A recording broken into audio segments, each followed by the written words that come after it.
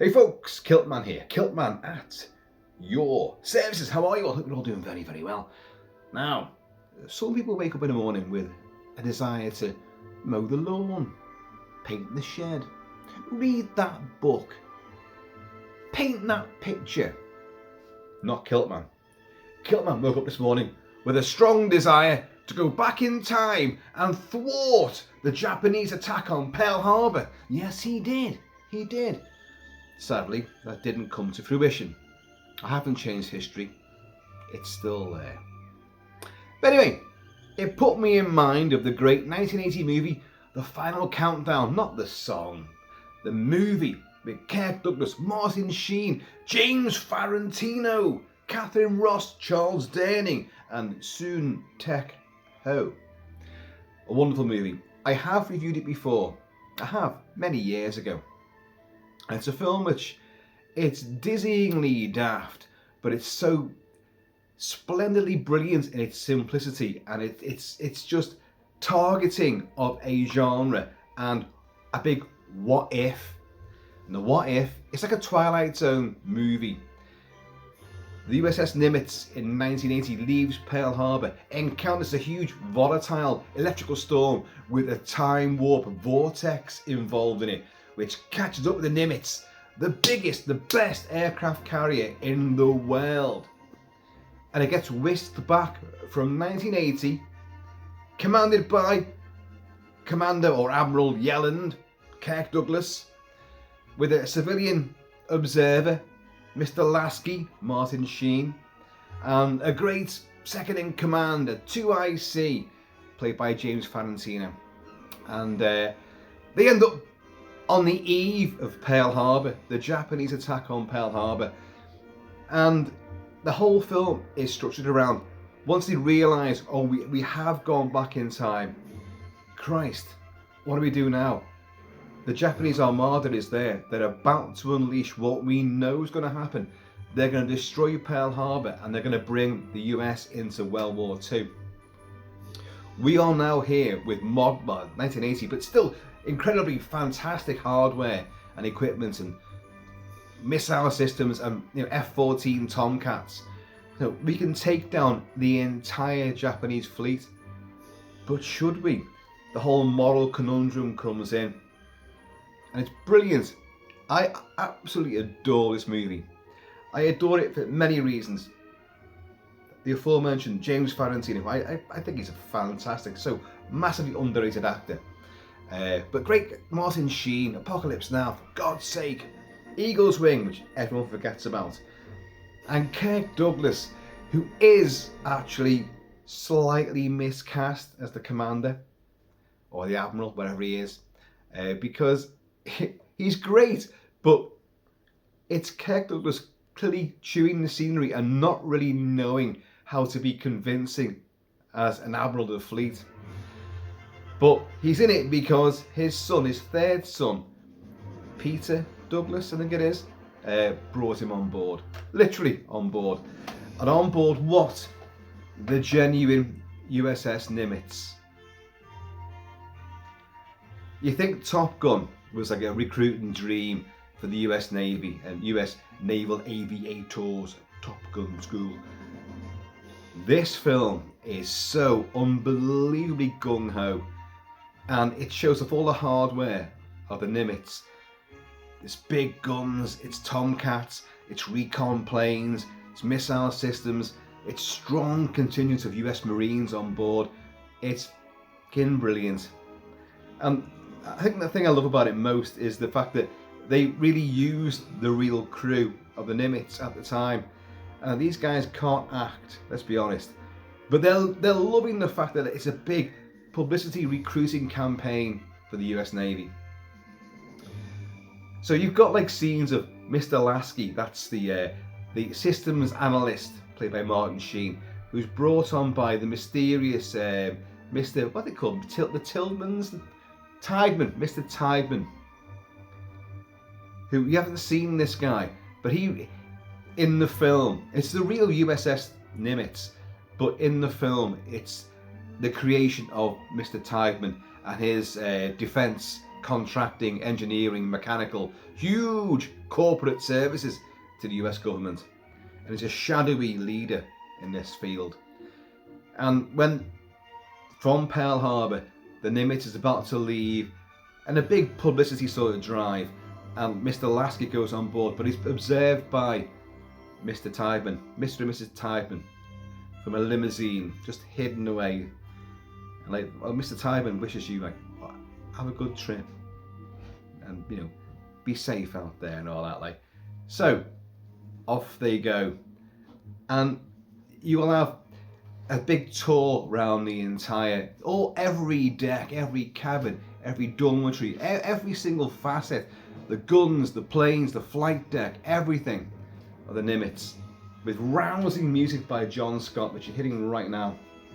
I'm going to turn it up in fact, because I've been playing this, if not just here, but in my earphones, and I've been ooting about today with jobs and errands and little impromptu pub visits as well. I've been playing this standing music. We'll talk about it in a bit. Super rousing, very gung-ho, very maritime as well. And this entire film is a maritime movie. You don't really get movies like that these days, especially not with aircraft carriers. So anyway, and he gets introduced to all the high-tech radar and sonar and ballistic, every weapon station he gets introduced to. And there's a Russian trawler, which is sort of like, it's dogging them. And he goes, well, what's that then? No, that's a Russian trawler. Well, what's it doing there? It's trying to catch a big fish, says a real US naval bit of personnel. Trying to catch a big fish, and it's so exaggerated. And like, usually like Martin Sheen should have gone like, yeah, have you had your Cheerios today then? Yes. But I love the fact that you've got the real crew in there doing their real job. But we'll talk about a bit more of that in a bit. But I love the movie. And as I say, for some reason this music has come back to me. So I thought, I'll play this. I haven't watched the movie since this whole sort of like final countdown, euphoria brought me on board.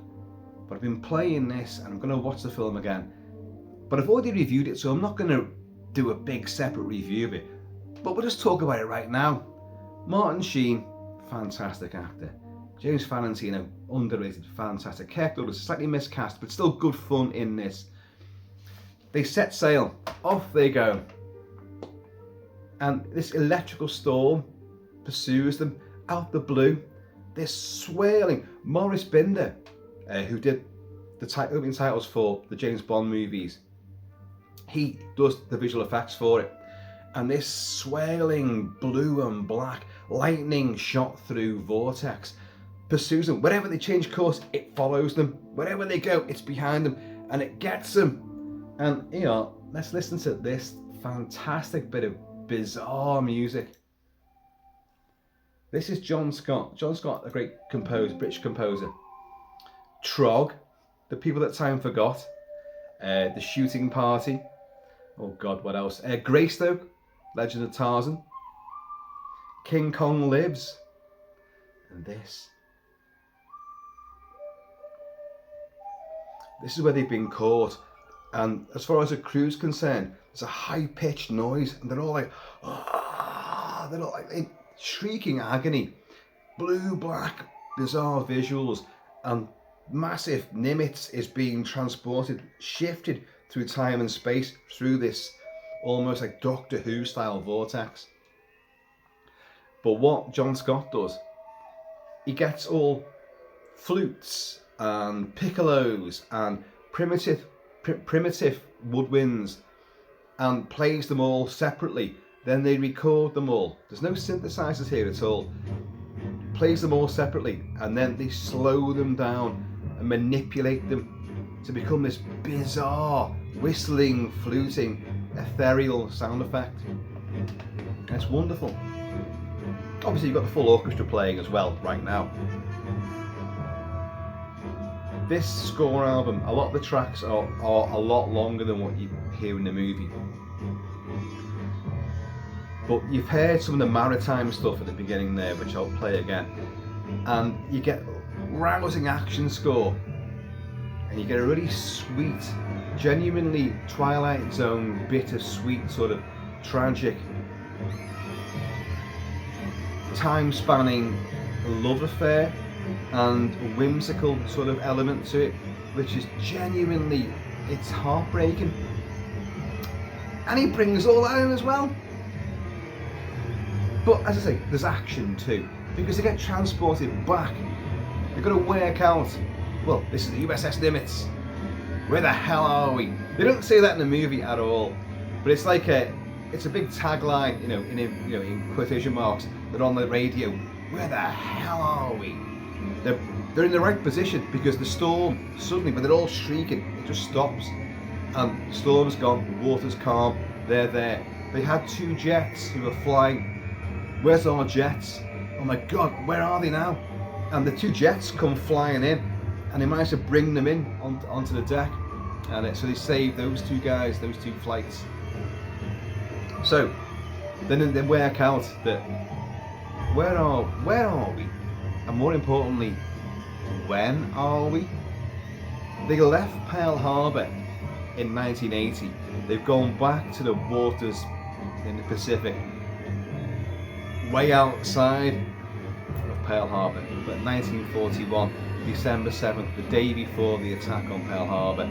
The Japanese fleet is out there. James Farentino plays Commander Owen, I think his name is. It's a 2IC basically, and he's a military historian. Now, I was in the Royal Marines, and there were 2 separate corporals who were historians, and they would do classes every Tuesday night. They would do it, and they do the Battle of Waterloo, the Battle of Trafalgar, the Battle of Merbach, the Battle of this, that and the other, and they discuss all this. Very poorly attended, I'll be honest. I went to some of these, although I knew the battles inside out because of my dad, Big Kilt Papa, military historian, very renowned worldwide, and also a huge, vast military collector of militaria. And so I grew up with all this stuff, so I knew it anyway. But I like history, like other people's interpretations of the way things have been. New information comes out, and battlefields get, wildfires go over them and uncover more evidence, and just with more technology you can trace things back. The last stand didn't take place there, it's actually over there, which changes the trajectory of the battle. I love it all. So Farentino plays this guy, and he's an aficionado of Pearl Harbor and the Second World War, how America got brought into it. And when he realizes, and the recon plane goes out, and they go like, hang on, this is a Japanese battle fleet.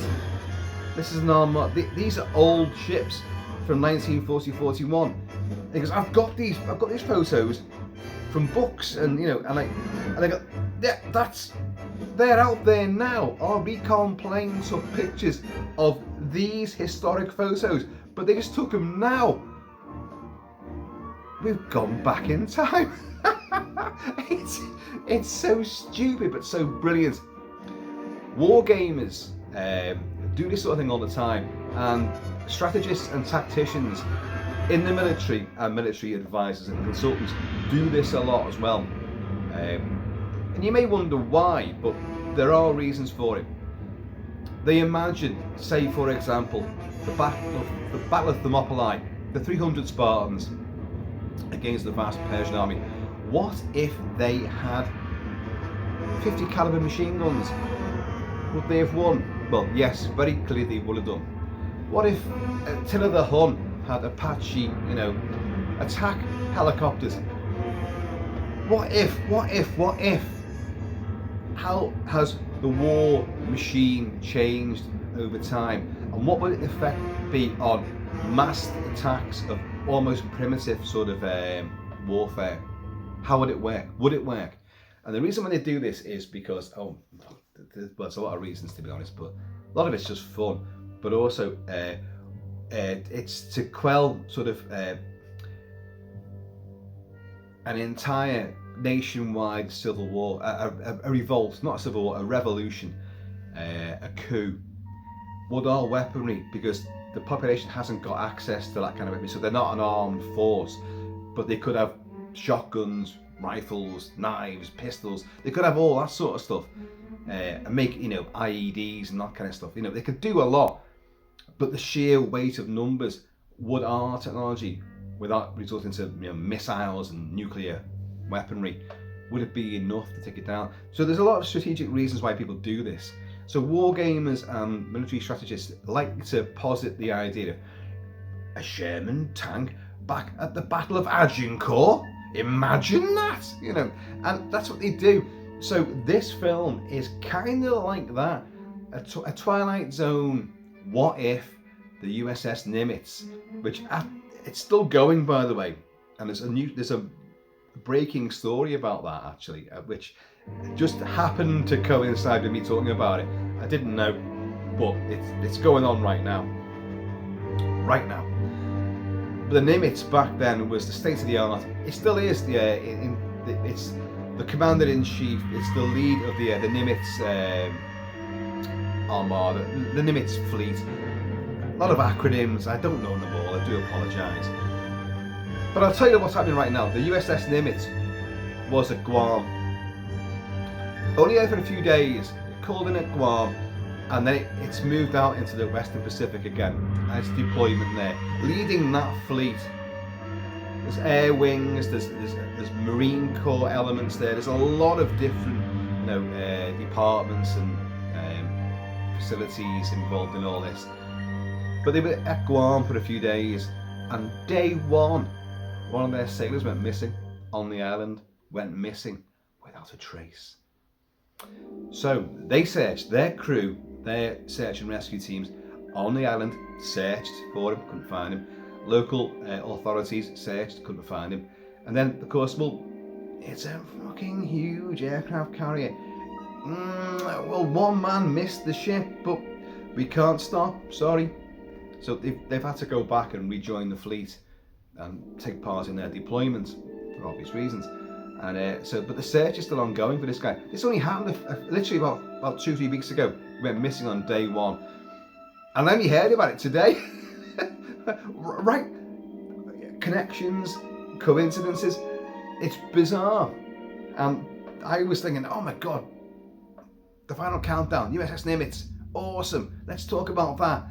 What's happening to Nimitz these days? Is it still commissioned? I genuinely didn't know at the time. It is. It's still commissioned. It's still numero uno, the Nimitz fleet, and there's a Nimitz sort of system of aircraft carriers and other seafaring warboats. But they lost this sailor. If I'm honest with you, sailors go missing all the time when they go into port. It happens a lot more than you can imagine, and they're usually found. There's not a lot of villainy taking place or skullduggery. It's the usual reasons. They got pissed at the fault, wandered off, fell over somewhere, broke a few bones. They get found, they get bollocked. but this I don't know. There's more of a mystery to this one. But anyway, we won't go into that right now. The Nimitz is still going strong, and this film really it's fawning, it's orgasmic, it's making love to the Nimitz. You've got to think about Under Siege, Steven Seagal, when Steven Seagal actually was doing good movies, and you could almost believe what he tells you he can do because you were seeing it on screen, and he hadn't eaten all the pies at that stage. He wasn't the Stay Puft Marshmallow Man in a black kendo, suit. But the USS Missouri, big battleship, the camera loved it. It was another great recruitment drive for the US Navy. Was Under Siege. And this especially, you have, well, let's go into a bit more of the plot. Listen to this score. It's so bombastic and jingoistic, patriotic. I love it. It's so exciting, but it's so tinged with like tragedy and this sort of spectral quality of the vortex. It's got a lot going on.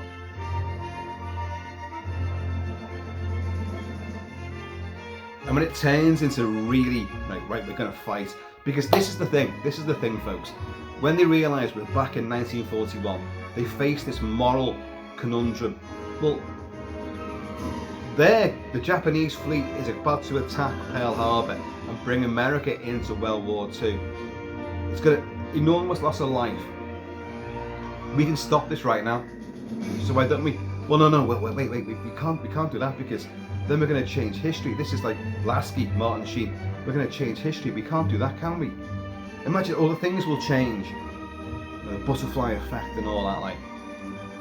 And so Kirk Douglas is stuck with like, oh, I guess I must be dreaming, you know, because this is ridiculous. What am I supposed to do? You know, and they send out recon planes and Tomcats, and there's an American senator, played by Charles Durney, with his aide Catherine Ross, and their dog Charlie, on his own personal yacht. They've come out from Pearl Harbor, and they're quite some way out, and Japanese Zeros come in and shoot at them, and the Tomcats and observe this. They go, holy shit, they're shooting at him now. Look, sir, you know, do we engage? And Kirk was just like, do not engage, because he's like, well, we can't. What can we do? All we can do is observe until I know what the hell is going on. And like this, and it goes on, and they blow up the boat, and everyone gets off there, the dog as well, but the Zeros come back in and they kill, I think, one of the crew members. Well, they dive below because I can't swim. They're not the Mae West, you know, the life vests. It's like, I dive below. He's going, dive below. And he goes like, I can't swim. So they dive below, and he gets, and he's killed. And the air crew are watching this, and they're going like, they've just killed this guy. Jesus Christ, can we not engage? And this is the conundrum. Do they engage or not? And it goes on, they blow the boat up, like, so Kirk Douglas goes like, look, draw them off, just play with them. So you get a great sort of pseudo dogfight, and the aerial photography is outstanding. So you get like these ancient Zeros, which were actually, these are from the film Tora Tora Tora, which is a film about the attack on Pearl Harbor, which is a brilliant movie, by the way, brilliant movie. I know Michael Bay did it with Pearl Harbor, which is great visually, but Tora Tora Tora actually tells it in I think a much better way. So these Zeros, just two of them, are having fun. They're just shooting at people in the water and all that. So the Tomcats come fly, their 14s come flying in, and like these are with their cockpit canopies drawn back, going, what? As you would, in whatever language you choose. And they're flying underneath, they're flying around, they're stopping in midair and reversing backwards and all that. They're doing all sorts of stuff, like they're air bursting them. And they're having fun, but it goes on too long. And the Zero starts shooting at him, and he goes, Jesus Christ, how long are we going to play with these guys? Look, they're shooting at us now. Do we have permission to engage? And Kirk Douglas finally goes, splash the Zeros. So let's go on to that. Splash the Zeros. And some of the best plane explosions in movies from this era are in this movie. Like one gets fucking hits the water, on impact with the water. The other one, torpedo, missile hits it, rocket hits it, torpedo, and a big mid-air as it's still flying. Brilliant. But they capture, they rescue Charles Durney, who plays Senator Senator Chapman. I think it's his first name. Senator Chapman, and his aide, played by Catherine Ross, Lauren, and the dog Charlie is rescued. But they rescue one of the Japanese pilots, and he's played by a guy called Soon Tek Oh.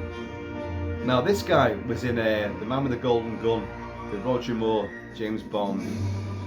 He's in And every American TV show, he's a Korean and / American actor, and he's also brilliantly in Missing in Action 2, The Beginning, for Chuck Norris.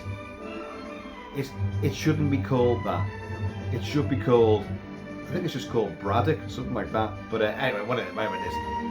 But with the success of the later movie Missing in Action, they thought, that film you made, Chuck, which didn't go anywhere, but you're stuck in a prison in Vietnam.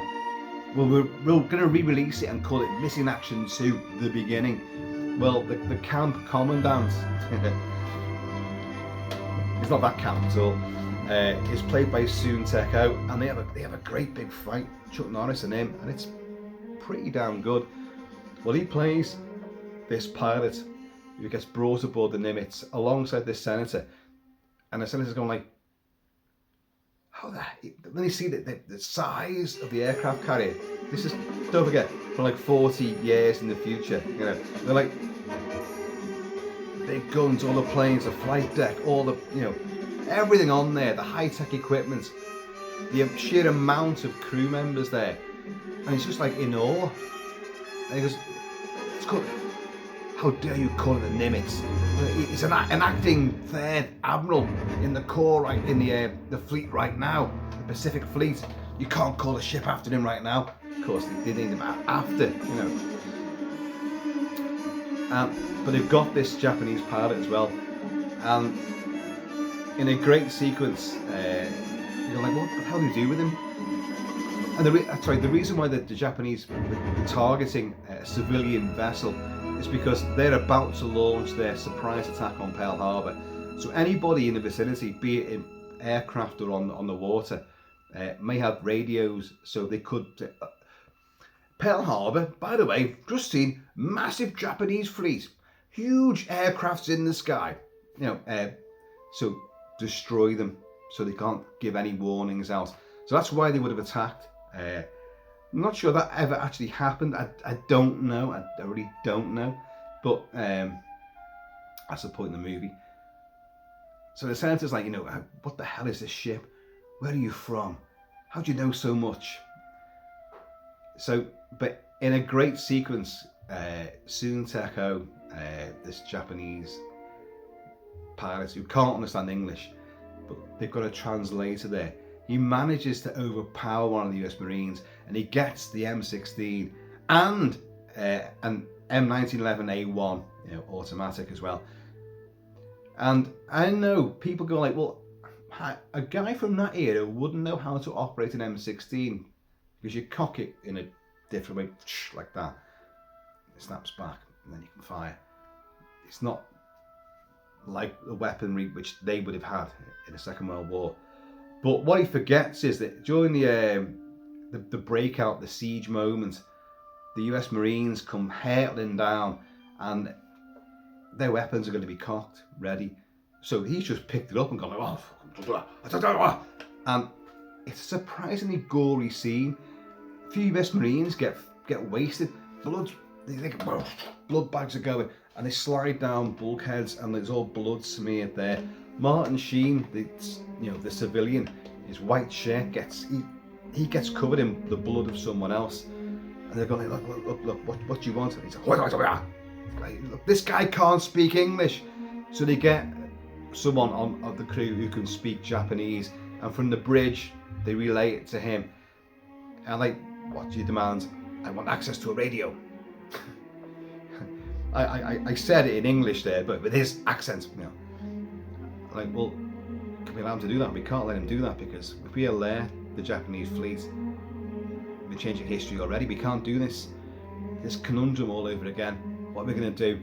And he gets Catherine Ross, Lauren, who's the senator's aide, gun to her head and all that. Like, I'll start killing them, you know, if you don't give me access to a radio. It's okay, you've got access and all that, but it all goes tits up anyway. And but Kirk Douglas, the commander, is like, look, oh no, it's Martin Sheen says to James Farentino, you're the expert, you know what's going to happen. Tell him what you know. So he does, obviously relayed through the translator, but it's brilliant.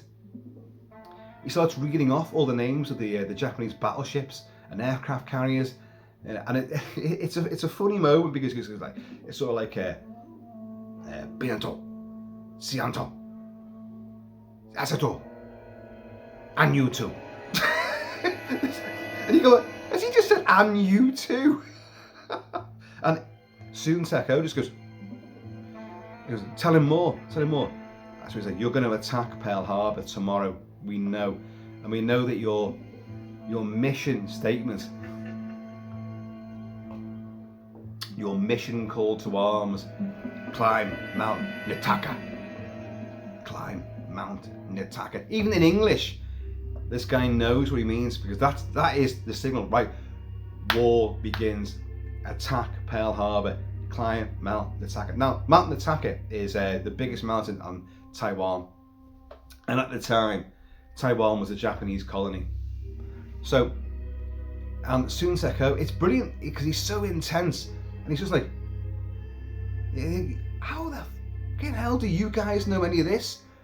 And he's seen all this size of this ship, and he's witnessed the air power that they've got. So he's like, oh my god. Anyway, he gets wasted. It all goes tits up, and he gets shot. And if you look at that scene, I said all the crew of the Nimitz are utilised, and they have speaking parts. It's the real bridge crew, it's the real mess crew, gun crews, flight crew, ground crew, US Marines. And if you look, and I've said this before, in the previous video, which I did years and years ago, I will have talked about this, because I always spot this guy. You can't miss him. He's a genuine US Marine, and he's gung-ho up the wazoo and back. And I've served with US Marines, and I know what they're like. So and even the expression on his face, he runs down with his boot neck and all that. Once you know shit's going down, and they're running down, and they've got all the bulkheads and all that, and they're hiding behind bits. M16s at ready, and they're coming down, and he's cock locked, ready to rock, you know. And they get in there. His lips are like that.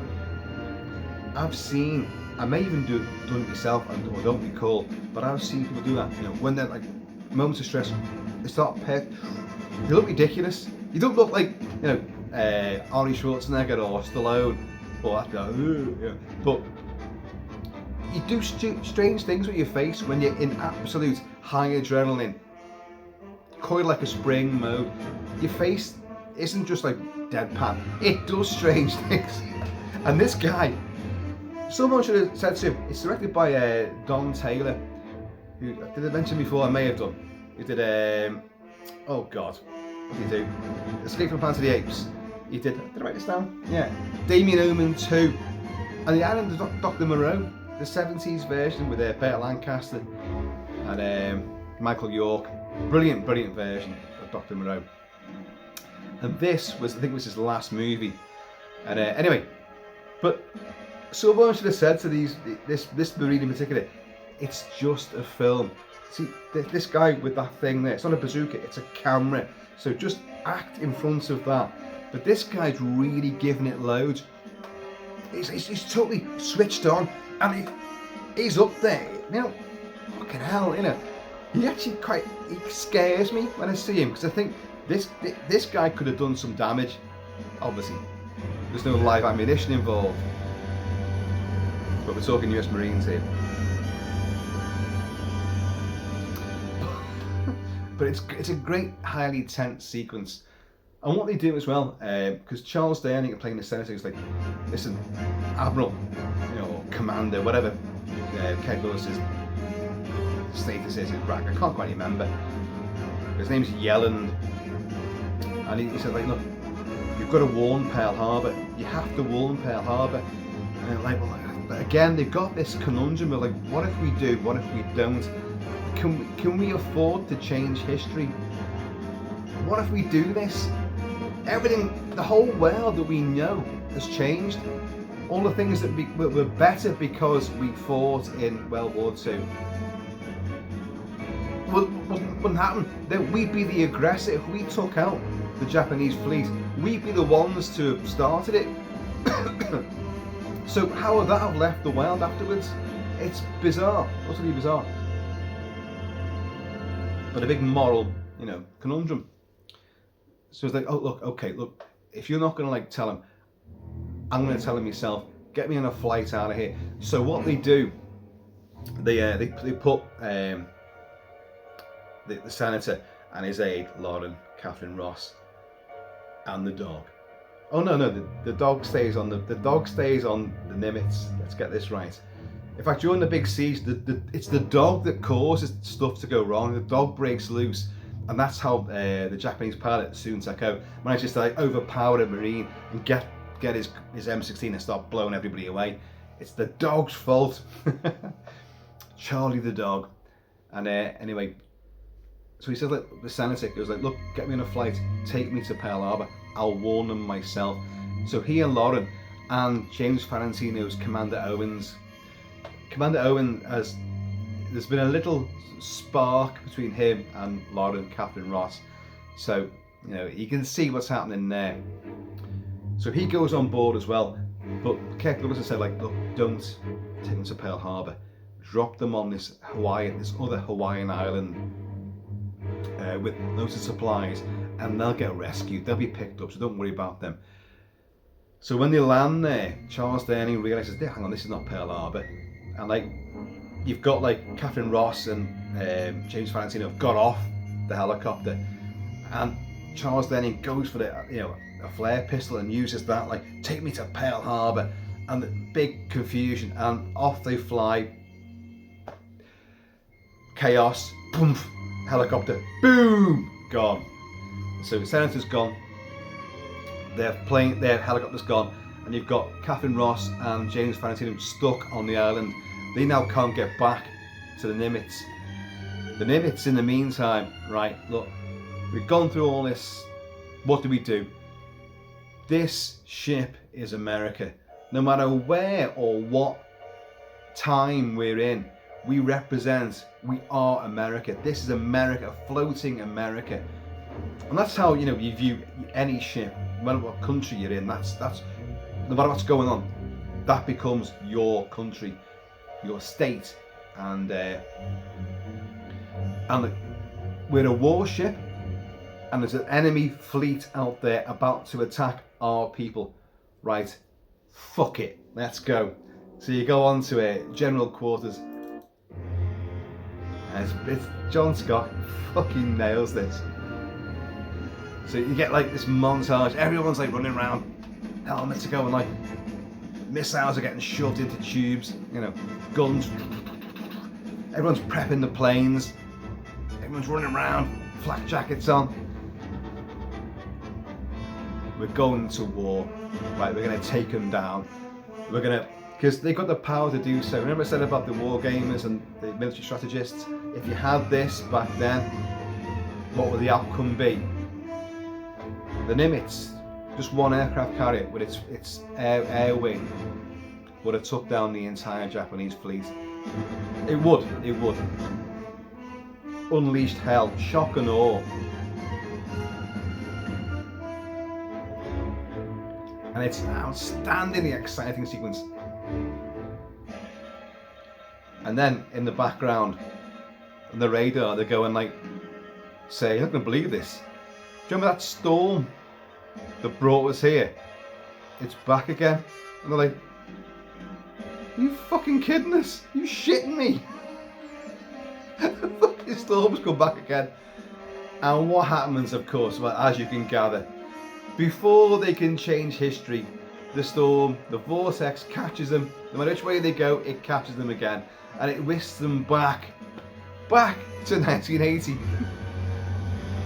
Thereby averting all the possibilities of changing history. But let's not race too far ahead, because I want you to hear this. This is brilliant. This is called Operation Pearl Harbor. This is, again, the Nimitz. There's the main theme again.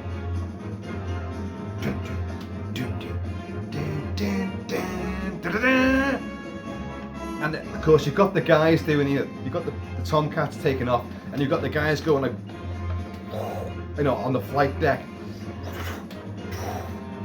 You That's the job I'd want on an aircraft carrier. You're so jazzed up, you're dancing around. Go! That way! I'd be on, you know, the nose cone, banging on the cockpit glass, going like, you and me, that way. Let's go! I fucking love that. They're always dancing around and giving it with the paddles and all that. Dancing around, bit of a boogie. So you get all that as well. But then this fucking storm comes back again. So they can't outrun it and they get whisked back. But luckily they managed to recall the strike team, all the planes, managed to bring them back. So the whole lot comes back through again. And they end up to a rousing celebration. And all the admirals of the Admiralty of the US Naval Board, you know, come aboard to like, where the hell were you? You disappeared. Where the hell were you? And of course you've got like Kirk Douglas and, well, not James Farentino because he's not there. Or is he? You've got Kirk Douglas is going like, how the hell am I going to explain this to them? And Mr. Lasky, the civilian, who's got the dog Charlie, comes off board. And remember, he was sent by Mr. Tideman, the guy behind the creation of the Nimitz in this movie. And this military consultant and the head of the technological industry, engineering, military wing for the US government. He's in his limo and he gets off the boat like, and this guy goes, Mr. Tideman would like to see you now. And he's Martin Sheen's just like, what? And the dog runs over.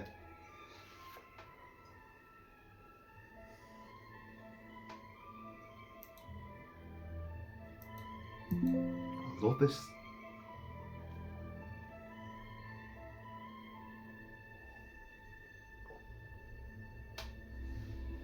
Such a beautiful, whimsical, bittersweet theme. And okay, the makeup isn't spectacular, but when he opens the back door of the limousine, there is James Farentino and Catherine Ross, who are now Mr. and Mrs. Tideman, who run the organisation that sent the Nimitz off, right? They create the Nimitz and then send it off to go through a time vortex. It's them in the backseat of the... I love that sort of metallic warbling. It's so crazy.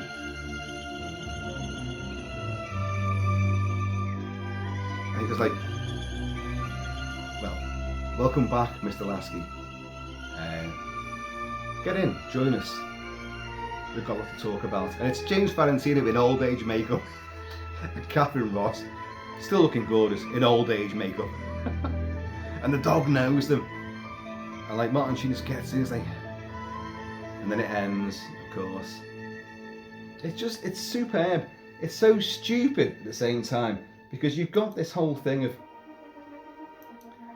if you go back and change time, that time line is forever altered. So if you've altered that, then how can you in the future go back and change it? It's that. Oh, how can it happen? So James Farentino creates the Nimitz, and then allows it to be sent out on that mission to go back in time to almost thwart Pearl Harbor, and then doesn't do it. It comes back again. Maybe Farentino doesn't know what they're going to do. Maybe this happens all the time. Maybe it's happened so many different times now. My God, maybe there's a lot more to this than I actually give it credit for. You know, and he's wanting to see. It's going to go back, but are they going to actually engage in, you know, and take the Japanese fleet out? But this storm, it's just that the storm acts like fate. Fate's sort of like saying to her, look, whatever you're going to do, It ain't gonna happen. I'm in charge. I've took you back here, and it's all a big test of your mettle. It's a test of what are you gonna do. If this is fate, if I allow you to change history, then it could be cataclysmic for a lot of different reasons. So, but I want to see what you're gonna do. I don't think fate thinks like that, to be honest, but we like stories of this ilk. What if, you know? And I love it. I think the film is brilliant. It's a major recruitment drive for the US Navy. The Nimitz looks spectacular. The dogfights, the maritime stuff, everything looks truly amazing because it's real. It's real aircraft. It's real. It's the real bloody ship. Maybe a little miniature for the yacht getting blown up. Although I'm not too sure that might even be a real yacht getting blown up. I don't know. Can't remember now. And it's surprisingly gory. It has this wonderful, wonderful score, which is probably going to overpower my voice right now. But who cares? Who cares? A great ensemble cast, none of whom are playing to their best, but they're having a ball doing it though, and that becomes infectious. To have this cast wandering around the real Nimitz with the real crew and the real commanders who are dotted around them, who obviously acted as advisors for the entire movie. You know, and they're waltzing in and out of the you know command rooms, the bridge, you know, the gunnery room, everything, all the missile coordination room, and making these things up. I don't know about these things. I don't know what. I've been on a few ships, but I don't know what the hell it all means. It was like, ooh. I was like Charles Downing. It's so big. It's so damn grey.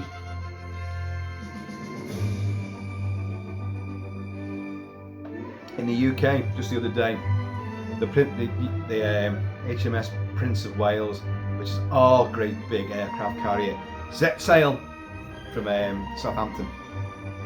Brilliant moment as well.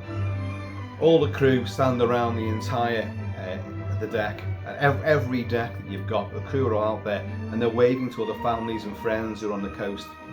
And it's an amazing sight. It's a huge. It's the Queen Elizabeth class of aircraft carrier of ship. I say aircraft carrier. We've only got one. That's the UK for you. We have one, which works. There's another couple there, but when it push comes to shove, they're better off in like a little, you know, on the little pond with all the little remote control boats and all that. That's where they're best suited. But this thing is huge. It's going around the world now. Huge big tour, and it is state of the art. But the Nimitz still is, you know, it's the demigod of aircraft carriers. So climb Mount Nitaka. As Soon-Teko's face is just like, it's hard to imagine Soon-Teko actually ever cracking a smile, but it's just like, he's so intense, he frightens you. And here's something for you. My dad, Big Kilt Papa,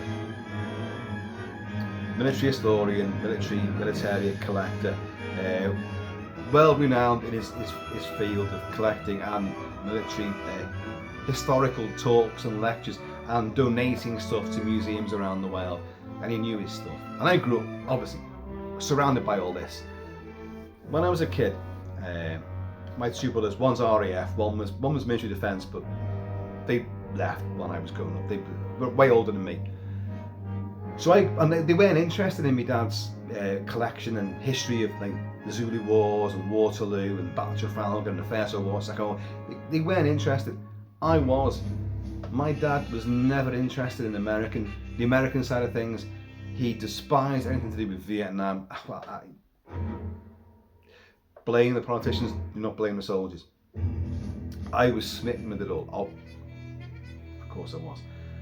But American history, the Civil War, the American Indian Wars, massively interested there. American involvement in World War One and World War Two, Korea, massively interested. And of course, at the time of this, when I was a kid, They were heavily involved in Beirut as well. US Marines were heavily entrenched in Beirut.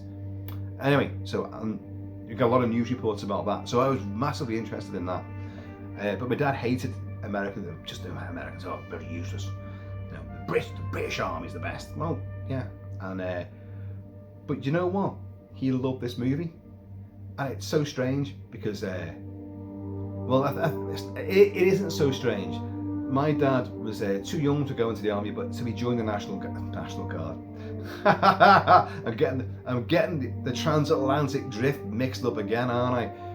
He joined the Home Guard. Everyone thinks the Home Guard, oh, they were old duffers. No, they were people who were too young, people who were too old, and people who couldn't go abroad. They weren't fit to fight, you know, travel, you know, but they could form, you know, a contingent of home defence, logistically and all that. So my dad joined them, and he worked on the rocket batteries. I'm pointing to New Brighton, just down that way there. The River Mersey is behind. I always do this. Where you're sitting right now, looking at me, the River Mersey is behind you, and then behind you even further is Liverpool. The docks of Liverpool are all the way around there, and the docks of Birkenhead are on my side of the water, and the Wirral are down here. German bombers attacked and blitzed Liverpool and the Wirral, Birkenhead. And my dad was, at the age of like 16, was working on 16 to 24 rockets, batteries, and he'd sit there and operate these in what's called the dips, great big declines in the New Brighton Prom, the Irish Mersey Estuary and the New Brighton, the Mersey Estuary and the Irish Sea are just out there. And my dad was sitting there, and we know, he didn't make any of this up, we've got those little square yellow Polaroids, well not Polaroids, but old photographs, little very tiny square, very yellow, and you can see him, and it quite clearly is my dad, and he's firing these batteries of rockets. The Luftwaffe going over. So anyway, so my dad was involved, and but he knows all the ins and outs of every battle, every campaign. But he always kind of like shunned American involvement. But watching this, it's funny, he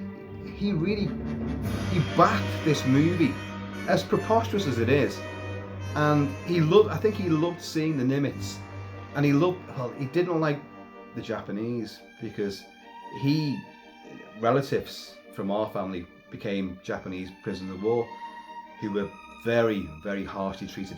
I'm not going to go into all that, but you know this anyway.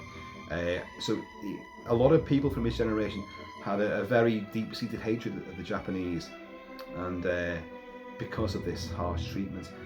So I think, looking back on it, he gets really, excited. Oh, we could stop them. So we taped this movie off terrestrial UK television onto Betamax at the time. And we said, Christopher, he called me Christopher, hated that, but Christopher, put the Nimitz on. He always forgot the names of films, like, put the Nimitz on, and I knew, Final Countdown, yeah. So we put it on, we watched it again, and I kid you not, every single time it gets to them, this, right,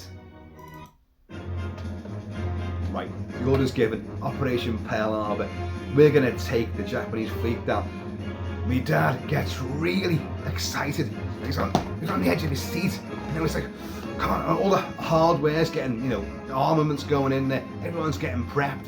Everyone's getting locked and loaded. It's like, the music's going, and he's like, remember I said about the guy before, the ground crew, the launch crew, like, go, and all this. My dad he'd have done that. He'd have leapt on the on the front of the plane, although my dad was quite a big guy at that stage, so that plane would have nosedived off the edge of the runway right into the drink. And then the storm comes up, and my dad would go, every time we watched it, it's like he forgot. He gets wrapped up in the moment and thinks, oh, they're gonna take down the Japanese fleet. They're gonna save Pearl Harbor. Yes, yes, yes. And if they do that, then they're gonna take out the Axis as well. So the war is over, and he gets really wrapped up in it. And then this fucking storm appears again, and he would always go, "Oh, get off, get off, get off." In other words, like, get off. Now,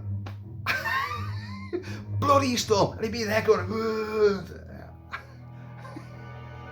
And you wonder why I get so excited about movies.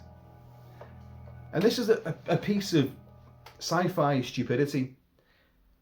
It actually isn't. It plays with the whole, time travel conundrum. Could it ever work?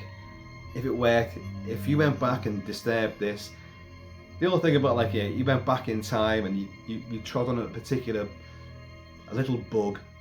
You trod on a bug, but that bug was the one that was going to, like, spur on evolution to this, that, and you've actually wiped out human existence by putting your foot on this bug. So, but if you did that, then how could you go back in time because you've been wiped out? And it's this whole thing, and we're endlessly stuck in this time travel loop of excitement and interest.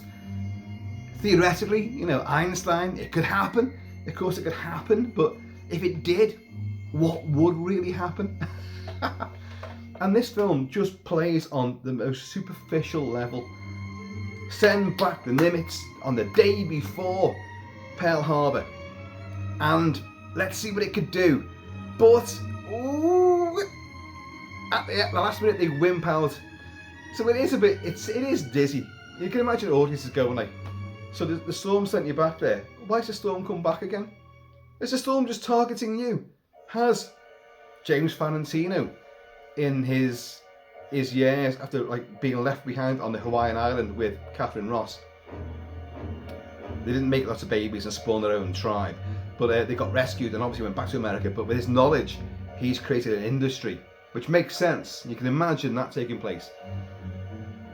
But did he also create the technology to make the storm? And is he then testing the crew? I'm going to send you back. Because he does wish, although you don't see him at the start, he wishes Mr. Lasky, good luck on this trip. And when they come back, he's made up to see him, because he doesn't really know what's going to happen. So maybe he's sitting there like, shit, we're sitting there waiting for this ship to come back. But what if they have actually took out the Japanese fleet this time? Then we may have eradicated everything that we know, so we won't be here right now. Maybe you shouldn't think too deep about these things, but no, maybe you should. That's the point. This film is great excitement. It's super gung-ho. I enjoy this more than Top Gun. I'll be honest, Top Gun's great, Maverick's great, but I mean the movie Maverick. But this, for some reason, I find, I don't know, almost more believable. That doesn't make a lot of sense, I know, but given the context of the story. But I love the conundrum that, I've said that too many times now, this perplexing sort of dilemma that they find themselves in. What do we do? We're sitting here with technology and weaponry which is 40 years in advance of what they've got. They could have a gazillion fighters. They could have 40, 50 battleships. We've still got enough right here to take them all down. And we could then even go to Japan and nuke Japan. We could do that. So, which of course did happen, I know. But, so it's like, it's a great show of power.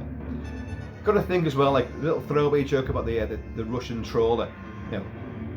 What are they looking for, like, or what are they fishing for? And he goes, "Hey, big fish." Yeah. It is an American show of strength done via the movie. And America does this all the time. Like, obviously, Under Siege was another great example of that. And there's so many others, of course. Like, but it's a brilliant film. I love it to bits. Climb Mount Nitaka. So, folks, I've run out of tea. But let's go on to Oh, the weirdness of...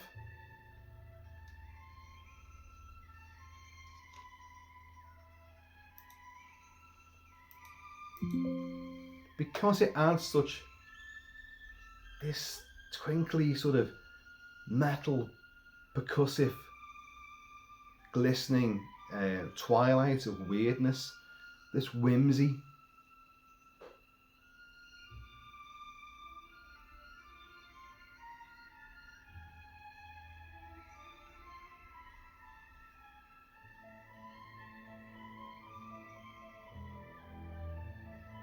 So as a kid, even though older, I begin to work out, the parameters and what would they discuss. We've got a lot to talk about, and possibly ramifications. Well, I've been around. I created the Nimitz, and I've done this, I've done that, and now you've been out there, so we know about time travel. We can harness that storm and the powers. There's a lot that could come of this. But as a kid, you're just like, oh, I wanted a big battle at the end. Although I was never disappointed. You still got that little sort of chiming, echoey warble. It's brilliant. So it adds a tinge of poignancy. And yet it's happy because Farentino and Catherine Ross got together and stayed together. So there was no heartbreak. They survived. And they got the dog back as well. Mega result.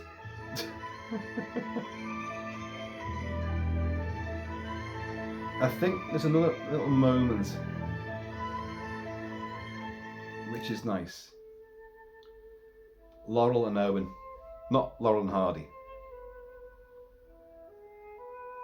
So this is the main theme. Just done on woods.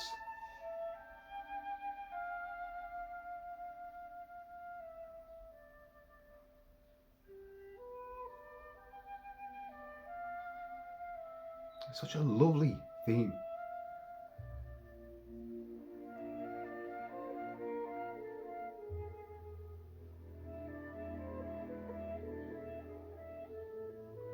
But you do get the little hints of weirdness will creep in.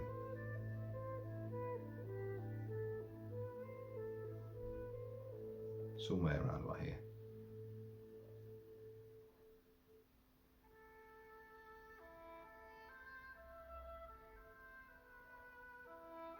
Yeah, it's all the queasy theme in a really gung-ho movie with big guns, big planes, big missiles.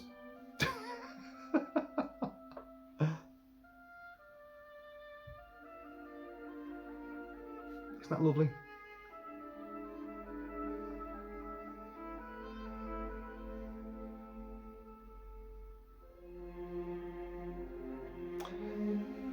So folks, this was that little freewheeling revisit to the Final Countdown, a film I have covered before.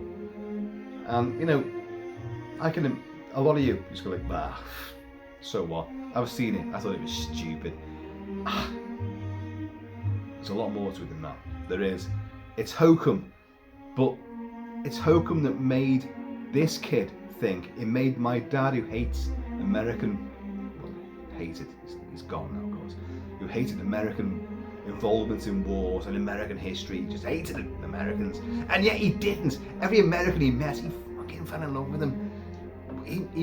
We toured around France, Belgium, and the Netherlands.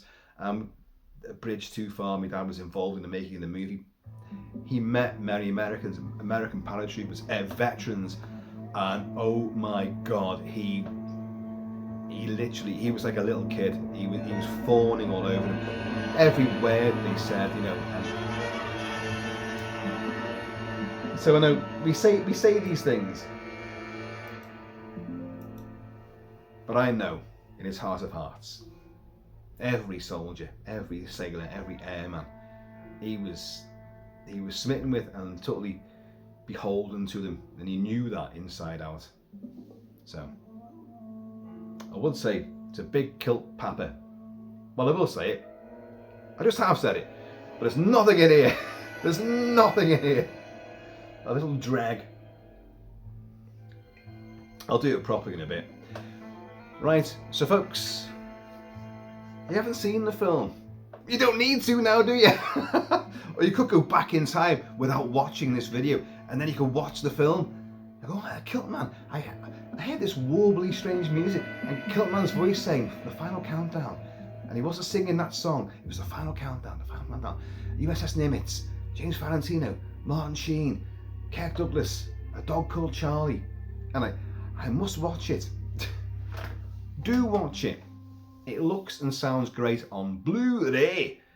And I do think there's a 4K of it as well, which I'm sure a 4K came out.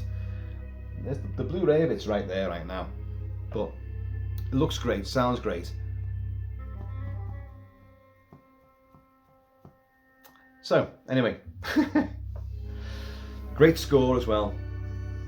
Folks, I have been over Shelby Kilt-Man. Please, in the meantime, when you're ever like, don't worry, there's a lot more to come. In between time, please keep it kilted, keep it kilted. I'm going to see you all on a flight deck near you.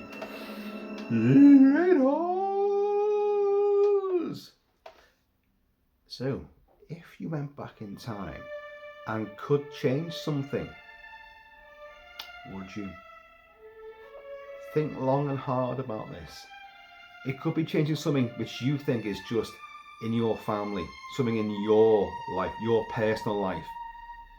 But think about the ramifications of one minuscule change. There's been many films about this, of course, but think about it. Would you do it? Would you do it? You think you're doing something for the right reason, but look, even when something catastrophically bad's happened, a lot of good can come afterwards, which changes life for a lot of other people. So if you take that, you change that element, does it stop it from happening again somewhere else? And then the horribleness, becomes worse. You don't know, do you? Oh, we're back on this again. Ah, screw it, let's leave it on. John Scott really knocks this out of the park. He really enjoyed doing the scoring for this movie as well. And he got to sit on a plane next to Kirk Douglas. He went to a premiere. He got mistakenly put into Catherine Ross's palatial suite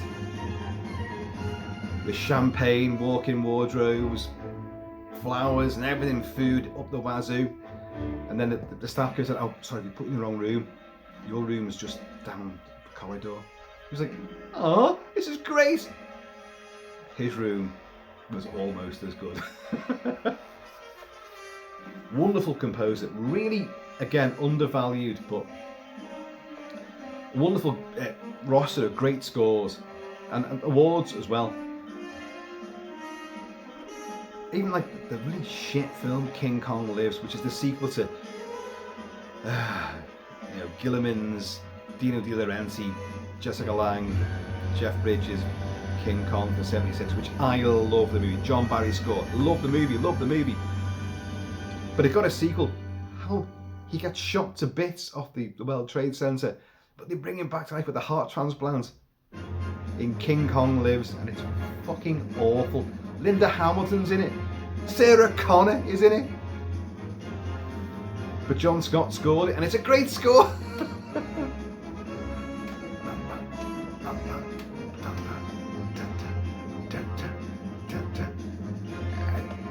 See, that this theme goes through that's what I love about composers, and they create a theme, and it could be, powerful, bombastic, driving, heroic.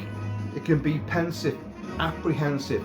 It can be tragic. It can be romantic. But it's the same theme, just slowed down or extended gaps, intervals between the notes. But it's the same theme creeps in and just inveigles its way through the entire score.